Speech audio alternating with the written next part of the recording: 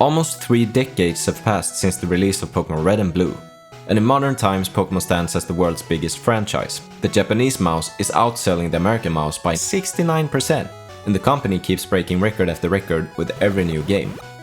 While Pokémon stays loved by many, a majority agrees upon one thing. It's not as great as it used to be. The biggest concern expressed by fans revolves around Pokémon's annual release strategy. But given the developers only 1 year to work on each game, a lack of quality is to be expected. Nintendo themselves acknowledged this issue during the release of Pokémon Scarlet and Violet by publicly apologizing for the game's many game-breaking glitches and bugs. Another big concern is the direction of the design team behind the many creatures introduced every generation. Does the new Pokémon even look like Pokémon?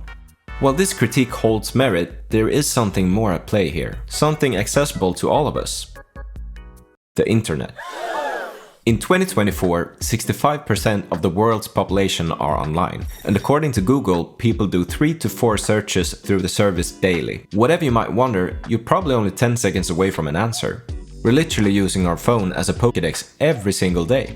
But things were different during the birth of Pokémon. Smartphones didn't exist, and home computers were more of a luxury item prioritized by the few. Gaming-related knowledge traveled mainly through word of mouth. Please don't. Talking about Red and Blue, there's only 150 monsters available to catch. However, there were some hints throughout the game suggesting that there was actually one more monster hidden somewhere. A Pokémon called Mew. People searched all over the game trying to find it. Maybe there was one last patch of grass somewhere that held the encounter of Mew. And some people actually was lucky enough to find it, which showed that it was possible. But only a minority of people knew how. There was a mysterious theory being spread about the last Pokémon's hidden location. And of all cool places it could have been hiding in, people agreed it was under a truck. This truck. The only problem was that you couldn't reach it. At least not by playing the game as you normally play it. In order to reach the truck, you had to have a Pokémon with a hidden move Surf. A move that was only available later in the game, so much later that this area was impossible to reach anymore. With other words, there wasn't an easy way of proving the theory wrong.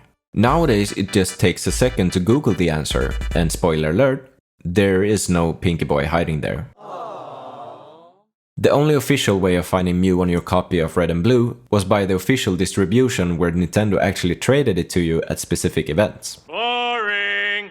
But back in the days, people didn't know. The Mew under the truck myth was an urban legend that traveled across the world.